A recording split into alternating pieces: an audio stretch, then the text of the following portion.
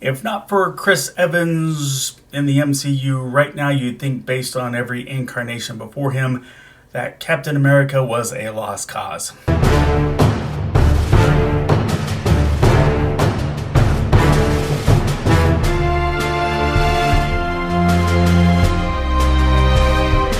Welcome to my channel, KC. That's me, Carrie Chug, the Sledge Storyteller, here to talk about the wonderful world of storytelling and to open up discussion about how we can tell the best stories we can by looking at movies, everything good and bad from a storytelling standpoint, mainly superhero movies.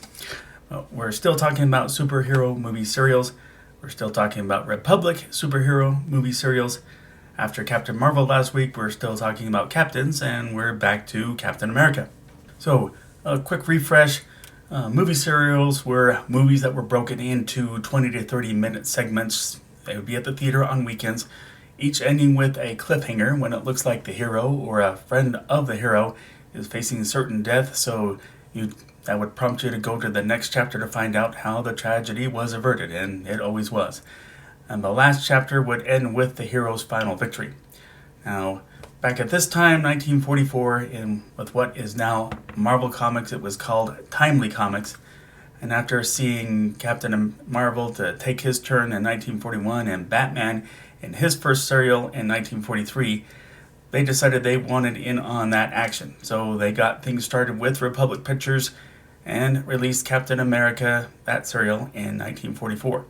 So let's have a look at Captain America, the movie serial.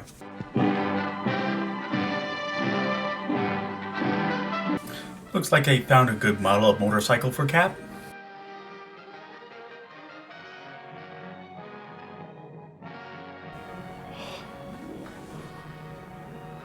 Well, let's see what he's like as Private Steve Rogers.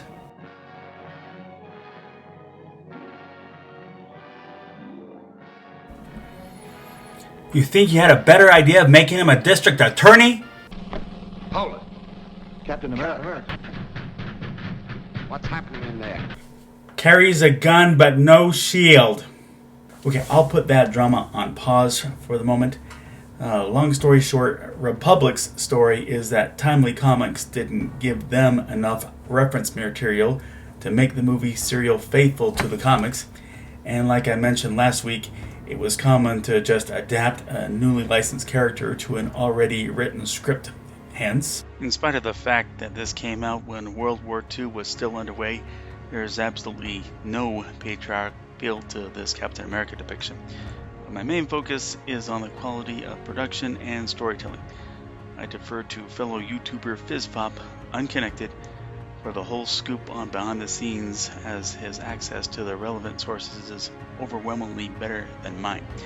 So I'm leaving a link to his video with all those big insights on the key players in this Captain America production. So the main villain here is the Scarab, who's bent on poisoning anyone perceived as a threat, and gets his hands on a weapon that emits vibrations powerful enough to destroy entire buildings. It's the familiar serial formula from there, with the hero fighting the villain henchman while trying to get to the main villain, always a mystery man to the heroes, or to both the heroes and the audience. But in this case, we know the Scarab is the monocled Cyrus Maldor, played by the once big-named Lionel Atwill. His career downfall is also explained in the FizzFop video link below. Now, I've already hit upon the most obvious cringe-worthy issues of the first live-action Captain America, but it has a few things going for it. If all that mattered in the story was the quality of the choreographed fistfights, I would say Captain America is the best serial I have ever seen. It does get repetitive, another frequent serial trope.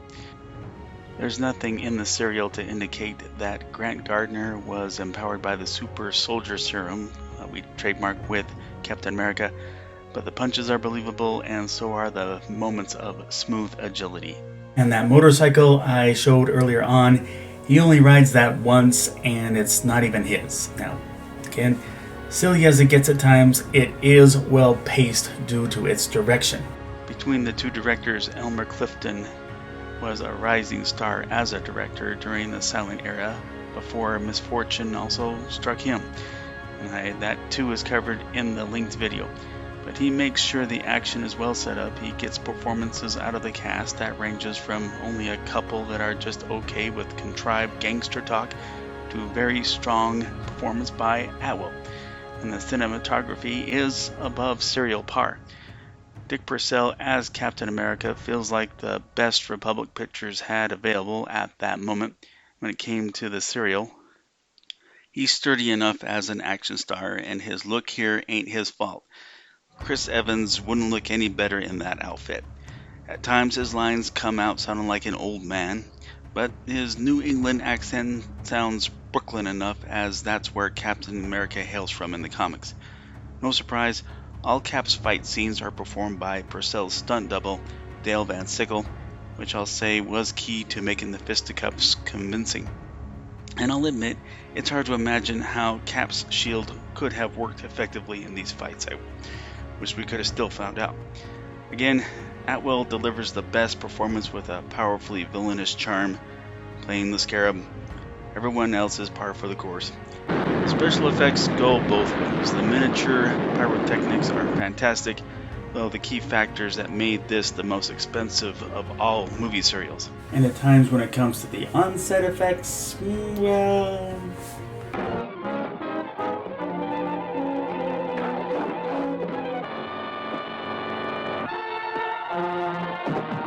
Oh, in the end, you can't watch this as a Captain Marvel purist. At times, Marvel has given the Captain America mantle to other characters, so you can watch it with that frame of mind. Otherwise, you have to think of him as just not Marvel's Captain America. Because again, the action is at a higher level than most serials. But that's my take on the Captain America movie serial. Thanks for watching. Agree, disagree, something I left out, please let me know in the comment section. If you like this video, please click like. If you like this channel, please click subscribe or follow me on Instagram. A link to order Sledge number 1 and 2 through Indie Planet is in the description below, so please check it out if you'd like to. It's available on both digital and paper format. Sledge number 1 is also available through Kindle on both formats. And, worth mentioning, Sledge number 3, we're still working on it. Some things have kind of slowed us down. It's nobody's fault, but I keep getting excited more and more of what I'm finding from my artist Tiago. But let's all be civil to each other. Let's be kind. Let's hope things work out in Europe, that things will settle down eventually. Keep them in our prayers. But everyone be safe and God bless.